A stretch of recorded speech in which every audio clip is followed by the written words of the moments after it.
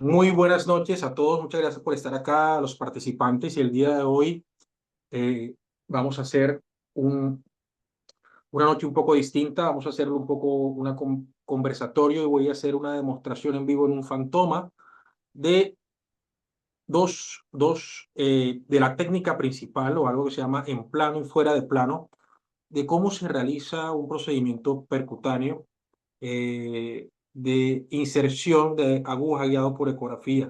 Y esto sirve para poder hacer un drenaje de hematomas, colecciones en pared abdominal asociado a un procedimiento eh, quirúrgico o el resultado o una lesión como tal. Y hoy nos acompaña el doctor Carlos Lozano. Muy buenas noches. ¿Cómo está, doctor?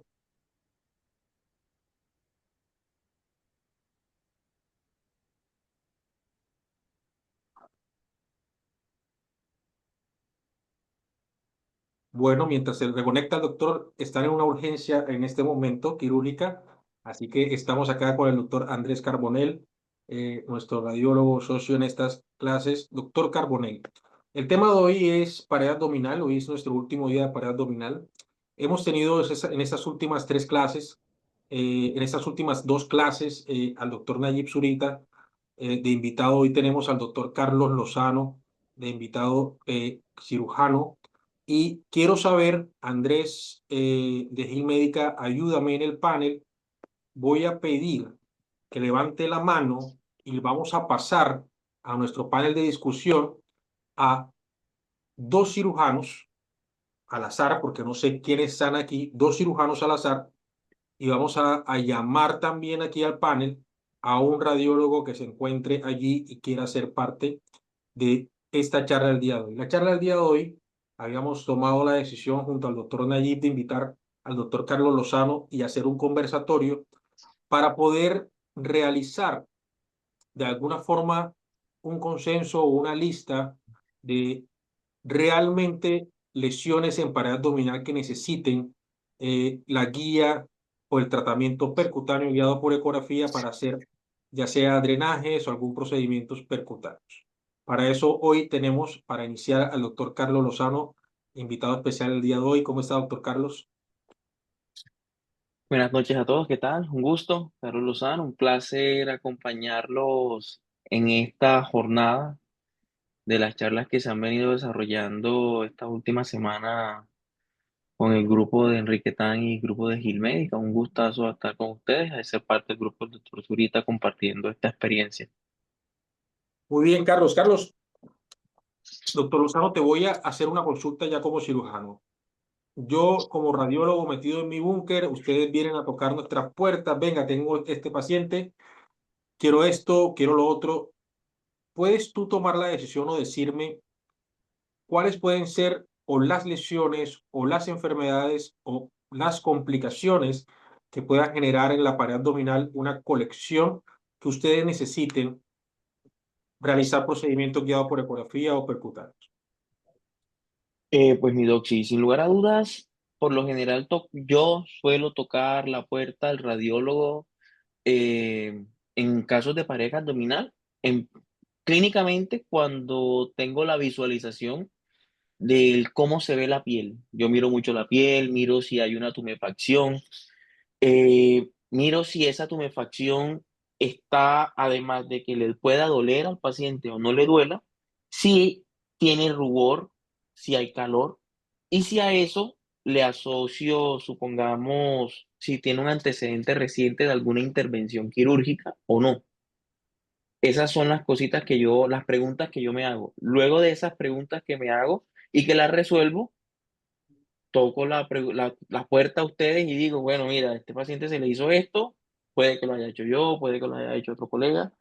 Pienso que puede ser un seroma, un hematoma o hasta una posible recidiva de la hernia, porque hay casos que uno no, fortuitos que se puedan presentar, que sin lugar a dudas son las interrogantes que yo me hago y esas serían los motivos de yo llamarlos. Hasta a veces, si puedo, me le pongo al lado al radiólogo y le digo, ¿qué ves? Y bueno, no Perfecto, sé. perfecto. Doctor Carbonell, en su experiencia, ¿cuáles son los procedimientos guiados por ecografía que hacemos? asociado a cirugías de pared abdominal o en pared abdominal. Hace, pues, sin entrar a la parte de intervencionismo así de pequeños procedimientos, hace poco tenía una tomografía, una angiotomografía donde había una estenosis y justo al paciente le habían hecho un procedimiento de pared abdominal y el paciente como tenía un aneurisma de aorta abdominal que después con el trombo se fue estenosando, había generado toda una circulación colateral a través de las epigástricas superior e inferior en la pared abdominal y resulta que justo la Mm. tomografía era para evaluar el hematoma de pared abdominal que se le había hecho con una herniorrafia. Igual debe haber sido grande o capaz ser una hernia incisional por el antecedente obviamente quirúrgico de la endoprótesis.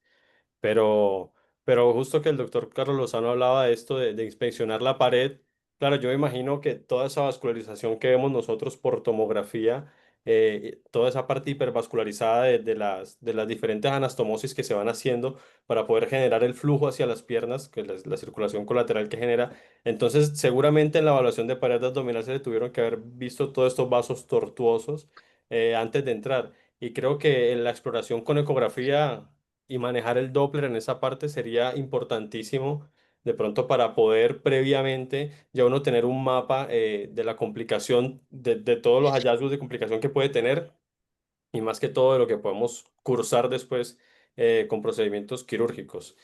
Y en la práctica lo que más se usa es, sí, hematomas no tanto, yo creo que más son los seromas, porque de pronto por la población que tenemos, al tener un componente adiposo importante, pues genera obviamente esta cicatrización que de pronto es anómala en la parte del tejido celular subcutáneo y que sí va generando mucho más seromas. De pronto en esa parte de pared abdominal no tanto, ya de pronto cuando se tocan un poco más las partes internas.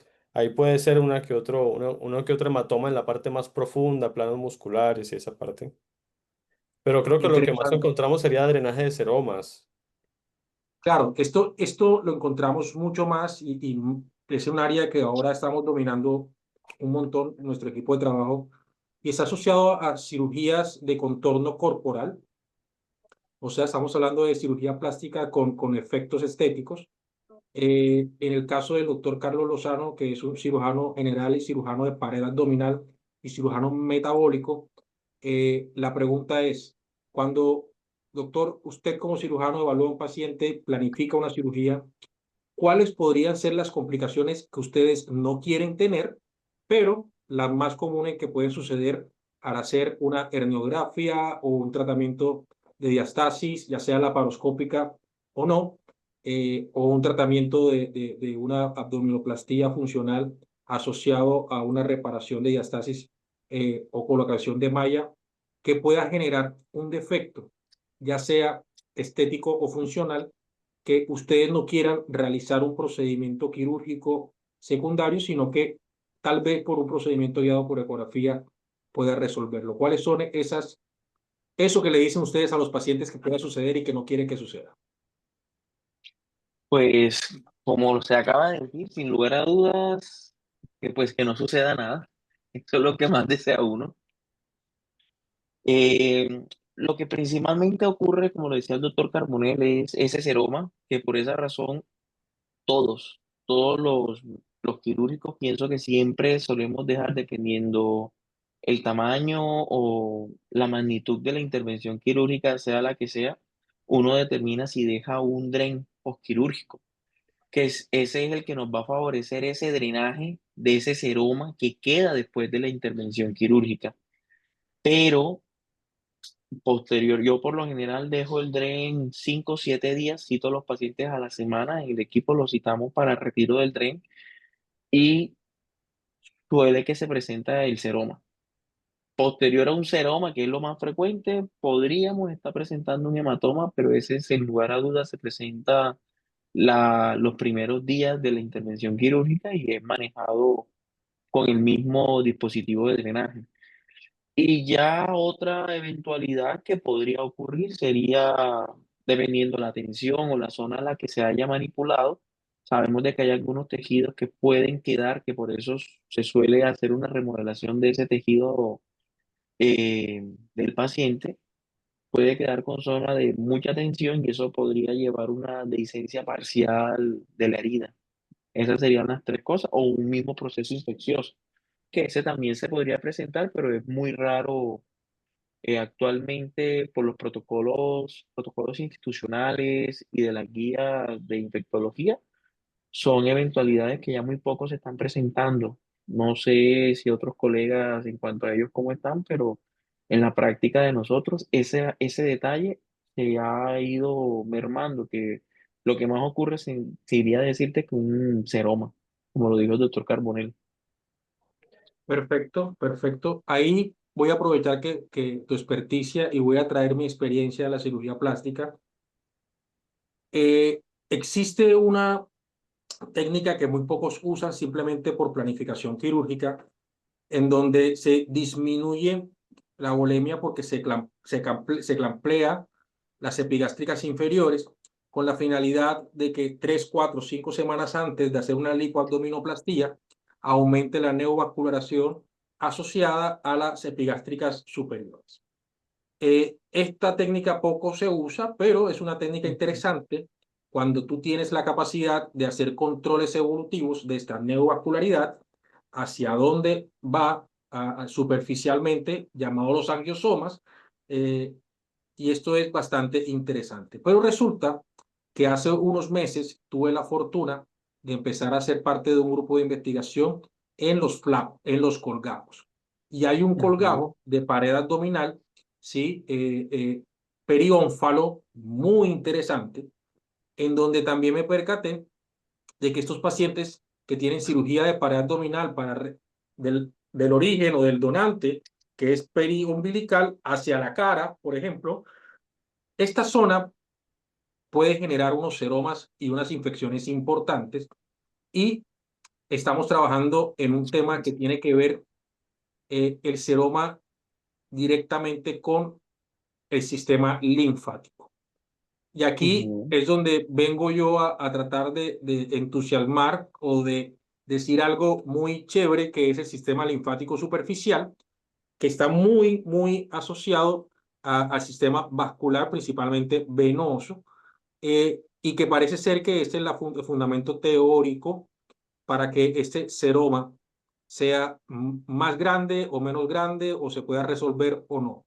Y por otro lado, hay pocos cirujanos plásticos que me han hecho el favor de intentar colocar drenajes más cercanos a lo que nosotros colocamos como radiólogos intervencionistas. Estamos hablando de un catéter multifuncional, de un catéter pigtail, de unos French distintos, para que podamos movilizarlo según el volumen del drenaje cambie. ¿Sí? Los drenajes habituales son muy complicados movilizarlos guiados por ecografía o sin guiar por ecografía, y cuando el volumen disminuye, no vamos a poder renavegarlo con facilidad como otros catéteres multipropósitos que usamos para hacerlo intraabdominal o retroperitoneo. Diciendo estas tres cositas para ir a estudiar al futuro, yo quiero mostrarle a toda la audiencia de hoy, radiólogos y cirujanos plásticos, lo que les preparé, que es muy sencillo. Hoy no les quise mostrar eh, unas diapositivas, quise hacerlo un poco diferente, así que tengo un fantoma, un ecógrafo en tiempo real, y lo que quiero que ustedes tengan claro, algo que ustedes van a leer en todos los artículos cuando se hablan de drenaje o inserción de catéter, y en esta clase o en esta conversación, inserción de aguja, catéter, cánula para hacer liposucción, lipomarcación, drenaje, un catéter central, un catéter venoso. Absolutamente todo esto que van a aprender o que les voy a mostrar es el fundamento básico para hacerlo guiado por ecografía. Estamos entonces, sin diapositivas, vamos a hacer un poco más práctico, y aquí le muestro entonces el traductor. Vamos a utilizar un traductor lineal, ¿ok? Esto negro que ustedes ven allí se llama huella del traductor, y esta huella del traductor tiene un grosor, ¿ok? Y este grosor, señores, ustedes tienen que saber cuánto es: 0.5 milímetros, 1 milímetro, 1 centímetro, perdón, o 0.5 milímetros. ¿Por qué es importante? Porque esto es lo que representa la sección o el grosor de la anatomía que estamos viendo en tiempo real. Y habitualmente la mayoría de los ecógrafos, voy a quitarle a, un momento. La mayoría de los ecógrafos tienen, ¿cómo hago? Tienen una marca. Regálame un segundo.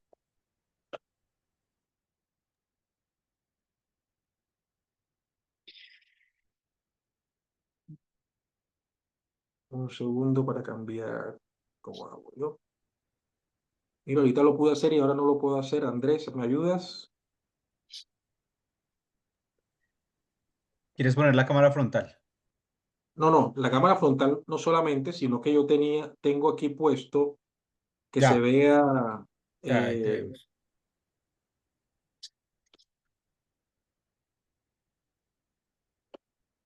a ver, ¿qué pasa? Ahí ya se veía, Doc. Sí, pero se ve con el, ¿cómo se llama? Bueno, a ver. Usted sí ve que se ve, Se ve un poco borroso, sí. En el fondo, quítale es que no encuentro dónde, el dónde está el efecto. fondo ahora. Ahorita pude y ahora no puedo.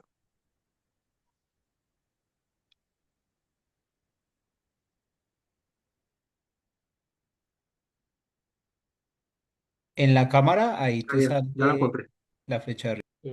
ya la encontré. Entonces, en la mitad, vamos a ver casi siempre en los ecógrafos esta marcación, ¿ok? Esta marcación se refiere a la mitad de la huella del transductor. Y esto, que es lo que se coloca sobre el paciente, es la huella del transductor. Y ustedes tienen que saber dos medidas: el grosor de la huella del transductor y lo largo de la huella del transductor. ¿Por qué es importante saber cuál es el grosor y cuál es lo largo? Es porque ustedes van a tener ya aquí la única, Ahí el tienes, único tenés pausada la uso. imagen, ¿no? No, no, aquí estoy en vivo. No, doctor, está apagada todavía.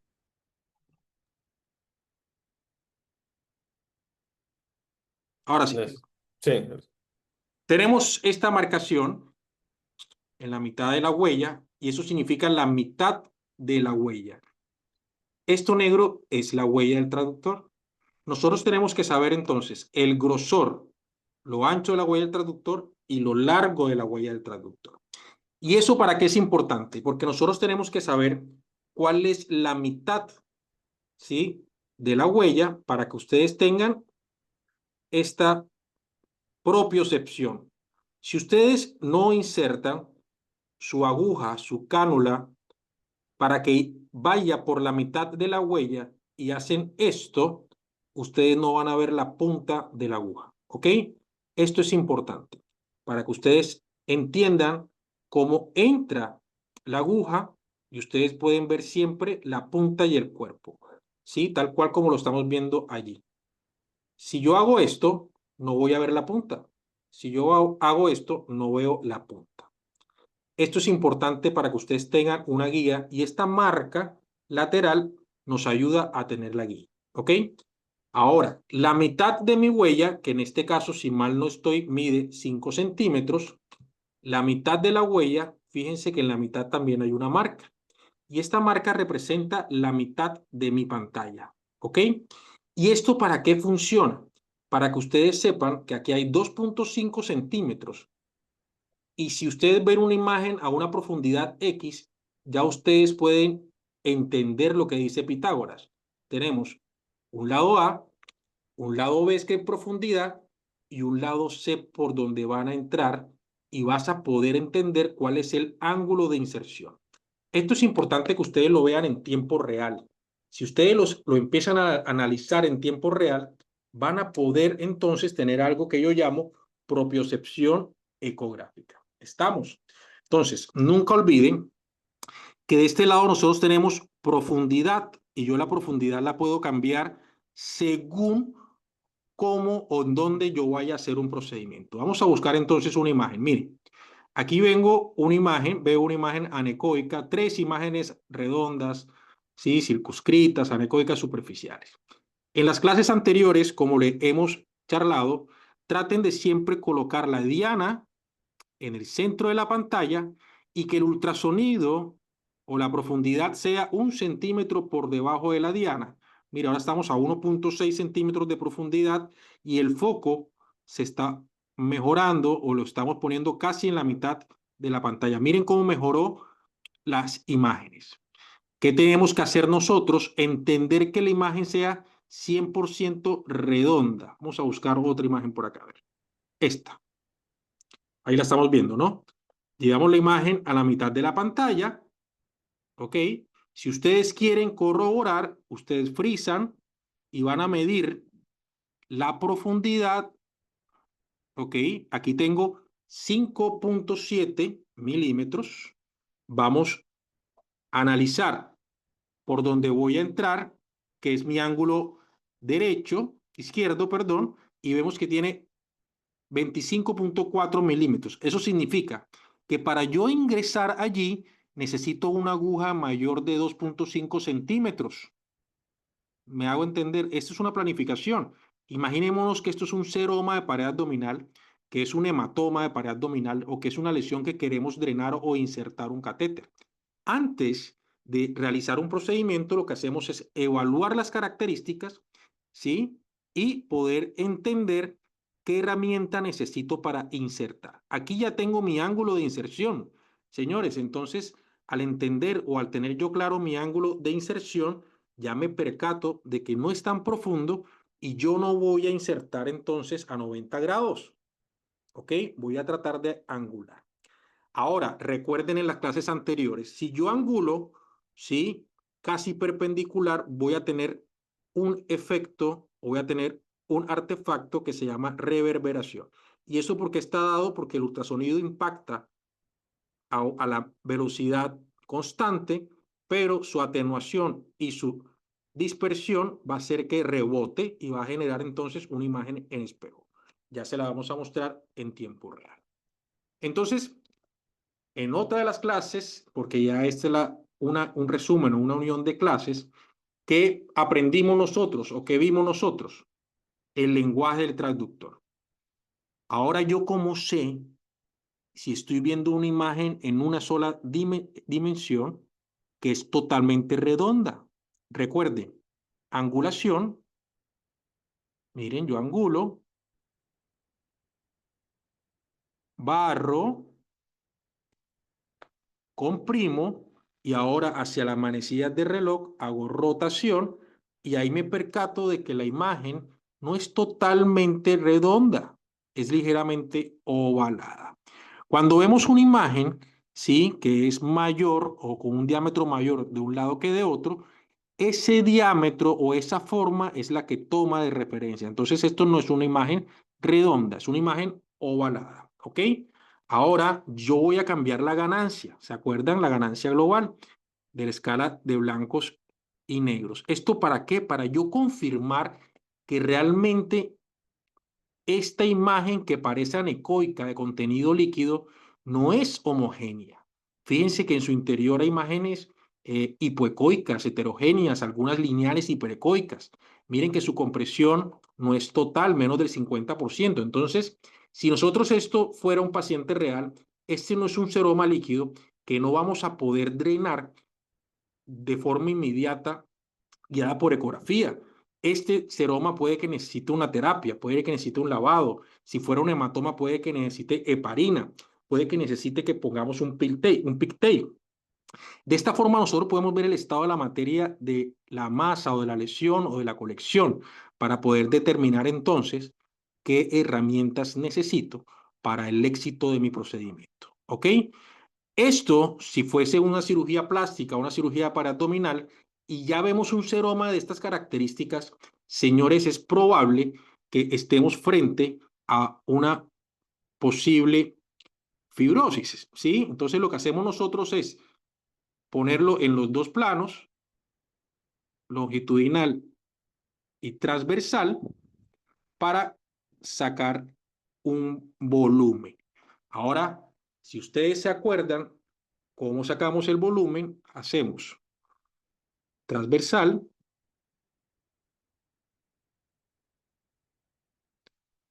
dos medidas, y longitudinal, la medida más larga, y estas tres medidas la van a multiplicar por 0.52 y van a encontrar el volumen. Miren lo pequeño que es este seroma o esta lesión. ¿La ven?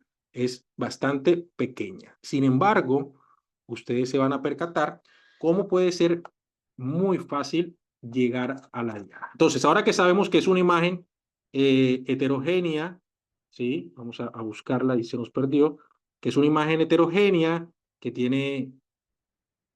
ya tiene semanas o días, no es aguda. Vamos a aprender lo que la clase de hoy es importante. Cuando nosotros insertamos la aguja de esta manera, ¿sí? Estamos haciéndolo en plano, ¿ok? En plano. ¿Listo?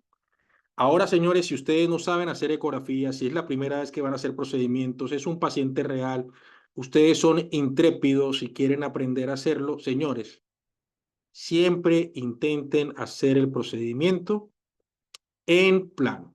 Desde el momento cero, ustedes tienen que ver la punta de la aguja, cómo se desplaza hasta la diana, ¿ok? Eso se llama en plano. Y la otra técnica se llama fuera de plano, y fuera de plano es de esta manera. Ustedes tienen que ir al centro de la huella del traductor e insertar la aguja hacia la mitad de la huella sin dejar de ver la punta.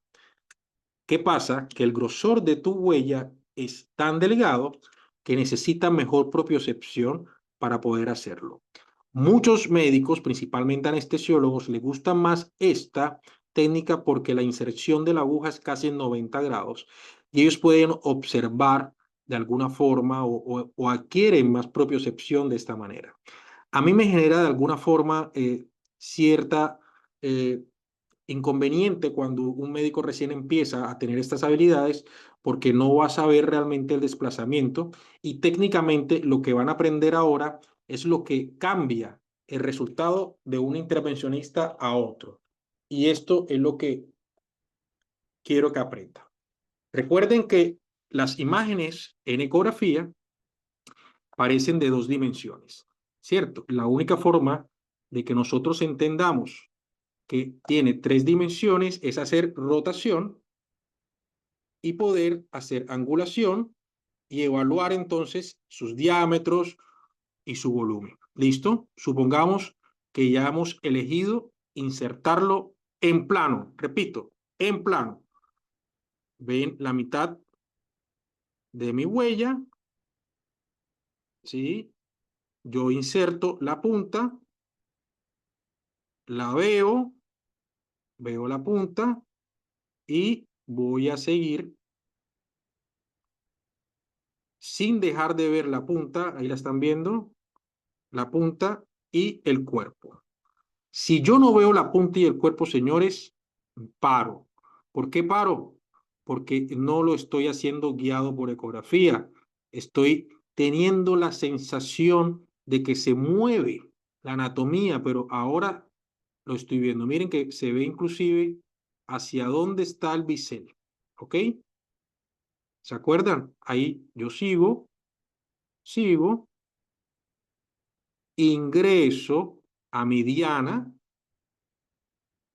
Y señores, lo que van a aprender ahora es lo que cambia en un radiólogo que tiene un resultado en biopsias, por ejemplo, en mi caso que tengo casi 5.000 entre seno y tiroides, en donde el resultado o la muestra es suficiente. ¿Qué pasa aquí? Yo realmente no sé si estoy en el centro de la mitad de la imagen. Y esto que les voy a enseñar es lo más importante que van a aprender para hacer un bloqueo, para hacer un drenaje, para hacer una inyección. Ustedes inyectan o insertan su aguja en plano. Giran su traductor y corroboran si están en la mitad de la lesión. Miren que no estaba en la mitad de la lesión. Si yo hubiese aspirado solamente en un plano, aspiro una pared lateral. Ahora yo reubico a la mitad de la mitad, dejo de ver la punta, me devuelvo, dejo de ver la punta, me devuelvo, y ahora ya sé que estoy en la mitad de la mitad. Esto sin redundar porque hay dos planos. Ahí yo inserto el catéter, dreno, inyecto o hago mi procedimiento. Entonces, señores, lo que les traigo hoy es, traten de hacer todos los procedimientos en plano, corroboran fuera de plano y hacen la inyección o el drenaje fuera de plano. ¿Está claro? Miren, ahora yo puedo hacer todo tipo de procedimiento, limpiar, debridar, navegar, me retiro y ya yo sé que estoy en la mitad de la mitad. Miren la diferencia, porque aquí pareciese que yo ya estaba en la mitad, ¿verdad? Pero no, señores, estaba lateral. ¿Lo ven? Esta es la razón por la cual aquellos que no hayan hecho realmente una curva adecuada en intervención tienen falla en el paciente A o el paciente B en sus bloqueos, el paciente A o el paciente B en un hematoma, una perforación por una inserción de catéter, el paciente A o el paciente B en la muestra de una biopsia no es suficiente. Simplemente es por este detalle técnico, el cual yo quise traerles a ustedes el día de hoy. Hasta allí, ¿alguna pregunta? ¿Dudas? ¿Comentarios? Sí, la primera parte me pareció importantísima porque cuando empezamos eso de las medidas, de medir la distancia de donde vamos a entrar, porque a veces intuimos como las imágenes y las dimensiones de la imagen cambian por la profundidad y si uno le hace zoom o no a la imagen, entonces cambian las dimensiones y uno puede tener la percepción de que la imagen de pronto está cercana y cuando va a meter la aguja por ahí capaz le faltaron algunos pocos centímetros, pocos milímetros más para en realidad llegar a la lesión. Entonces, eso de las medidas iniciales es importantísimo y creo que después cuando uno va adquiriendo como un poco más de la curva de aprendizaje, yo lo que suelo hacer pues es acercar un poco el transductor a la punta para tener menor recorrido de la aguja. El problema de pronto de acercarse un poco es que la aguja entre más perpendicular quede, o sea, entre más paralelo quede y no quede tan perpendicular a la incidencia de los rayos, pues se va a hacer, por así decirlo, un poco más tenue porque los rayos no van a chocar directamente con la aguja, sino que van a refractarse en la aguja, entonces la imagen por ecografía puede cambiar un poco, o sea, puede hacerse la aguja un poco más tenue, pero si se está empezando, creo que esa parte de entrar en paralelo con cierta distancia llegando hacia el centro de la lesión también facilita esto de que la aguja pueda ser un poco más visible. Así es, perfecto. Doctor Lozano, ¿alguna pregunta en esta técnica? Pues más que pregunta es, sin lugar a duda, este tipo de espacios favorecen agarrar tics a cada uno de los expertos para seguir avanzando y mantenerlos en la práctica de cada uno de nosotros. O sea, Claro esto, que sí. Hoy quería mostrarles además porque anoche lo lanzamos en Latinoamérica. Ya salió la versión de inteligencia artificial para pared abdominal, pero parece ser que en Colombia todavía no está activo. Ahí está. Así que no lo vamos a poder ver hoy en vivo, pero me comprometo a que se los voy a enviar para que lo conozcan. Pero les voy a hacer igual una demostración de cómo se ve y qué es lo que van a ver. Para nosotros es importante, y digo nosotros porque es parte de nuestro entrenamiento. Aquí yo voy a ponerme, voy a cambiar acá a frente y 100. Hay muchos médicos y la mayoría de radiólogos que no les gusta mucho Clarius. A mí me gusta mucho para los no radiólogos Clarius, que quede claro, me gusta mucho para no radiólogos Clarius, porque sigo insistiendo que el radiólogo tiene que ser el experto y tiene que saber mucho más, pero para que sea experto y sepa mucho más, tiene que sumarse a este tipo de espacios y aprender de los cirujanos, de los urólogos. Miren lo que voy a hacer. Yo voy a colocar mi traductor, ¿sí? Lado derecho hacia arriba. Estoy totalmente en fosa temporal. ¿Ok? Cambio mi profundidad. Esto imagínense que es pared abdominal. Ahora voy a hacer mi pared abdominal. Para que sepan dónde estamos, abro mi boca y aquí se mueve mi músculo temporal, grasa superficial, que es una grasa profunda. Esto es el SMAS. Aquí vemos parte del arco cigomático con su sombra acústica posterior. esto es hueso, fosa temporal, y por allí debe estar nuestras arterias.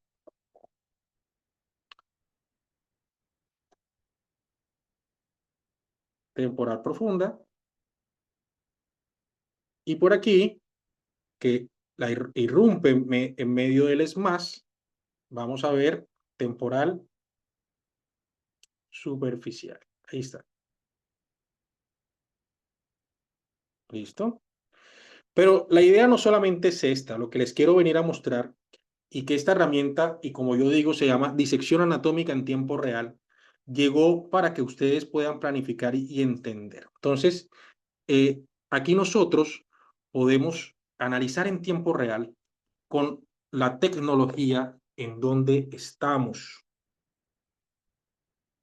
¿Qué vemos? Solo con fines educativos, para aprender anatomía en tiempo real, para aprender a hacer disección en tiempo real guiado por ecografía. ¿Ok? Y esto es interesantísimo porque ahora podemos ver navegación de nervios, podemos mejorar cómo estamos viendo la parte vascular, y en pared abdominal, que se lanzó anoche para Latinoamérica, es una locura. Vamos a poder medir diastasis, ver los músculos en tiempo real, ver por dónde está el flujo. Así que les prometo que después les mando a todos los que se conectaron hoy y anterior a todos estos 3 charlas de ecografía paraabdominal, las novedades que tenemos en inteligencia artificial, no solamente en Clarius, sino en otros dispositivos mucho más grandes, pero es interesante cómo en un equipo tan chico podemos hacer muchas cosas para mejorar la práctica médica. Así que quisiera, doctor Lozano, que me haga algún tipo de preguntas, si las tiene, alrededor de pared abdominal, porque este es nuestro último día de pared abdominal.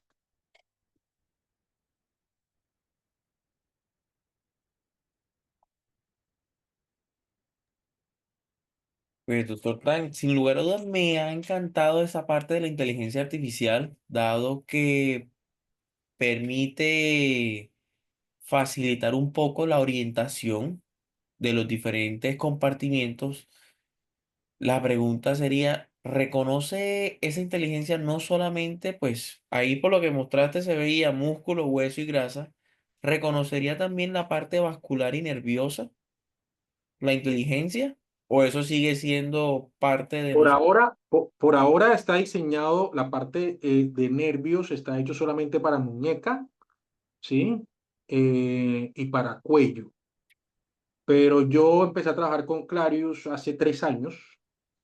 Eh, Cuando empecé a trabajar con Clarius, el equipo era inmamable, en el sentido de que sí, tiene una muy buena imagen, pero se calentaba muy rápido, eh, era torpe. Miren, nosotros tenemos acá 40 minutos y hace más de una hora lo tengo conectado. Efectivamente, sí tiene su ventilador, pero tiene 4 horas para trabajar. O sea, realmente esta gente invierte un montón en la innovación. Y hoy, 3 años después, mañana, por ejemplo, tengo una reunión con los CEOs de esto para otras innovaciones que se están haciendo. eh, es una herramienta que va a cambiar la historia, y no solamente este ecógrafo, hay otro que se llama ExoIris, que la corporación más grande del mundo la acaba de comprar. Dicen que la ecografía, el mundo de la ecografía va a aumentar un 400% anual los próximos 10 años. O sea que vamos a encontrar ecógrafos de muy alta tecnología a $3,000, $4,000, que en mi época de estudiante de radiología eso era imposible. Así que yo creo que, doctor Lozano, ustedes pueden ser parte de esta innovación rápidamente, porque empresas como esta necesitan cirujanos expertos, la mirada de los cirujanos expertos, la mirada del urólogo experto, la mirada del ortopeda experto, para poder entonces ayudar a la innovación. Hoy, respuesta corta, en pared abdominal no se puede ver nervios y arterias así. Te toca aprender a hacer ecografía todavía.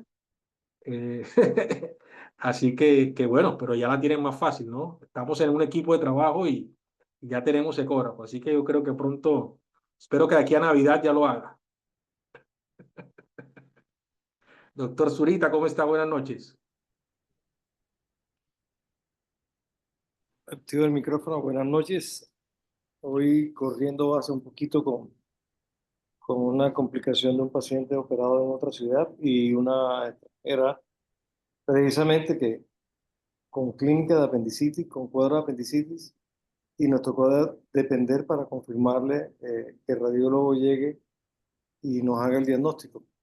En este caso, son los típicos casos que si tuviéramos un ecógrafo portátil, vamos a ver muy fácilmente los cambios en esta paciente que ya hoy por hoy no podemos solamente operar por clínica, sobre todo pacientes extranjeros que quieren tener como una prueba, ya sea ecográfica o tomográfica, de lo que tienen. Qué pena por no poder estar a tiempo, pero son cosas de los martes hago disponibilidad en Medicare y se nos presentaron esos dos casos, los cuales me tocó, acabo de regresar de mirarlos. Perfecto, profe. Bueno, Bueno, pero ya estamos. Hoy fue un poco más de conversación porque traía un fantoma y quería mostrarle rápidamente lo que tal vez podrían aprender todos los cirujanos e inclusive los radiólogos en un futuro de cómo técnicamente se hace un buen procedimiento guiado por ecografía para ver la aguja, su ingreso, cómo ver el traductor para poder entender por qué está marcado el diámetro de la huella y demás. Y yo creo que eso es importante. ¿Por qué?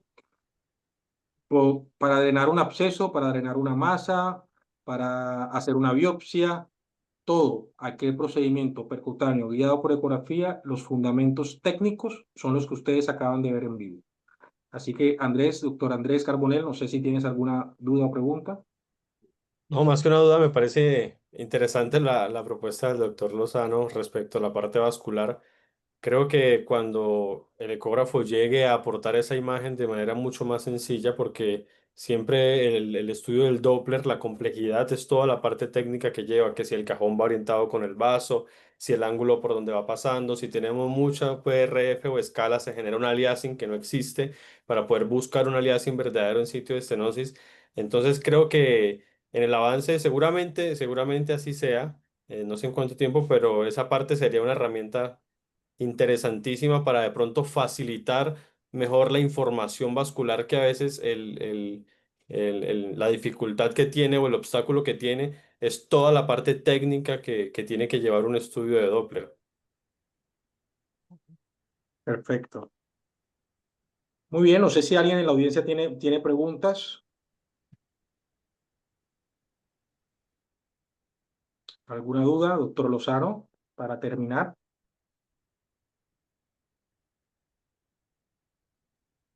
No, de mi parte, pues no tengo ninguna duda al respecto. De verdad, muy agradecido por ser partícipe de esta clase el día de hoy, que sin lugar a duda deja muchos tipsitos para poner en práctica en cada uno de nosotros. Y bueno, a conseguir el ecógrafo. Perfecto. Bueno, recuerden que hoy fue la última masterclass de este tipo, webinar de pared abdominal. Yo creo que en el mes de noviembre vamos a hacer un live demo, ojalá con evaluación de paciente. Yo creo que va a ser ahí en la ciudad de Cartagena, junto al doctor Lozano, al doctor Nayib Zurita. Esperemos transmitirlo en vivo. Ojalá sea también con los alumnos de la Universidad del Sinú. Veamos si podemos hacerlo en la mañana temprano o más o menos a esta hora. Y sería muy interesante para toda la audiencia de cirujanos que nos han acompañado en estos 3 webinars. También en el mes de noviembre vamos a tener un curso de cirugía de pared abdominal que después le vamos a mandar información. Y queremos ver, ya esto lo vamos a planificar mejor, si hacemos un curso certificado de ecografía de pared abdominal para cirujanos generales y para radiólogos, que esperemos hacerlo en el mes de enero en la ciudad de Cartagena y otro en la ciudad de Medellín. Así que pronto van a tener información. Recuerden que todas estas clases están en nuestro canal de YouTube, Ultrasonolab, y en el canal de Gil Médica. Y como siempre, muchas gracias Gil Médica por el apoyo, muchas gracias a Clarius por el apoyo, y al doctor Lozano, al doctor Nayib Zurita y al doctor Andrés Carbonell. Como siempre, muchas gracias. ¿Tienen alguna pregunta o algo para decir?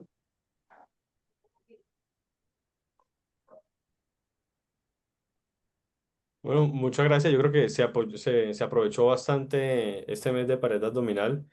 Eh, y aparte de pronto profundizar un poco más en este estudio de la pared antes del procedimiento o antes de tocar esa pared, que a veces uno puede pensar que porque son procedimientos superficiales no se puede llegar a complicar, pero bueno, ya vimos todas las complicaciones que nos compartía con la experiencia del doctor Najib.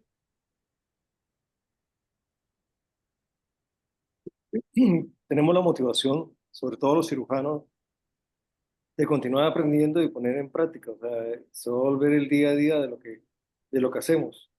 Eh, yo creo que ya estamos empezando a conseguir los pacientes eh, para el evento práctico que va a ser a finales de noviembre y pues nos seguimos viendo por este mismo canal. Muchas gracias, doctor Zurita, por su esfuerzo todos estos días. Y espero que todo esté muy bien. Feliz noche a todos. Doctor Lozano, muchas gracias. Listo, damos por entonces por terminada la sesión.